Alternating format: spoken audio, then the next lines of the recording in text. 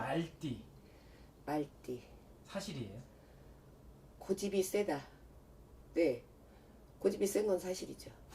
어. 고집도 세고 나름 자존심도 굉장히 강하고요. 말띠들이 이제 말띠들이 갖고 있는 직업이나 성향을 놓고 보면 대체적으로 남 밑에 못 있고 이제 예술가들이 특히 많고 연예인들도 많아요.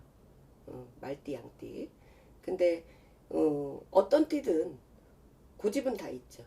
근데 자기가 갖고 있는 기준, 가치의 기준, 나를 정하는 기준, 그게 틀린 거예요. 말띠라고 해서 무조건 다 나쁘거나 말띠라고 해서 뭐 말띠여서 팔자가 세다, 그거는 그냥 옛날 얘기고요. 요즘은 오히려 말띠들이 좀 활기를 많이 치죠. 왜냐면 여자 같은 경우도 옛날에는 집에서 밥만 하고 살림만 하는 시대였다면 지금은 여자들이 밖으로 나가서 돈을 벌고 또 자기 나름대로 자기 기술 또는 예술, 자기가 가진 기질을 펼치는 시기잖아요. 시대가 변했죠. 그렇기 때문에 사실 말띠라고 해서 나쁘다, 팔자가 세다, 그런 생각들은 안 하시는 게 좋을 듯 싶어요. 요즘 같은 세대는 사실 말띠 같은 존재가 필요한 것 같아요. 오히려 여자들도 말띠면은 뭐 장사도 하고 사업도 하고, 옛날에는 장사지만 요즘은 사업이잖아요. 그죠? 영업도 하고 또 이 말띠들이 말주변들이 좋아요. 그러다 보니까 주변에 사람도 많고 그러다 보니까 말이 많이 나는 거지. 그래서 역시 말띠여서 그렇다, 이런 얘기들을 많이 하시는데 사실 그렇지 않습니다. 말띠만 고집이 센 게 아니고요. 사실 뭐 소띠도 고집 만만치 않고, 뭐 범띠, 또 뭐 용띠, 이런 분들도 고집이 세죠. 말띠 못지 않습니다. 쥐띠도요. 선생님, 근데 예전에 어르신들은 왜 말띠하면 고집 세다고 그건 얘기했잖아요. 이제 그거예요. 자, 여자들이 옛날에는 암탉이 울면 집안이 망한다고 했잖아요. 이 말띠 여성분들, 특히나 여성분들, 말띠 여성분들이 이 집안에만 있으면 굉장히 답답해 하거든요.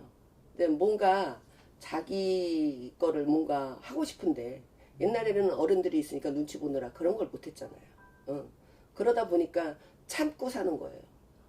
그러니까 옛날 어른들은 이제 그러다가 이제 폭발을 하면 이제 나중에는 말띠가 주동을 하겠죠. 아, 나이가 먹으면 이제 말띠가 쥐고 사는 거죠. 그러니까 말띠여서 그런다.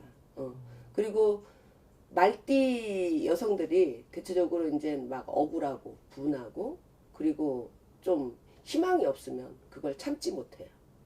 그러다 보니까 밖으로 튀게 되고, 그러다 보니까 제가 말띠여서 팔자가 세다, 2번 결혼한다, 뭐 3번 결혼한다, 이런 얘기를 하지만 사실 요즘 2번, 3번 결혼하는 거 보통 일반 띠들도 많잖아요.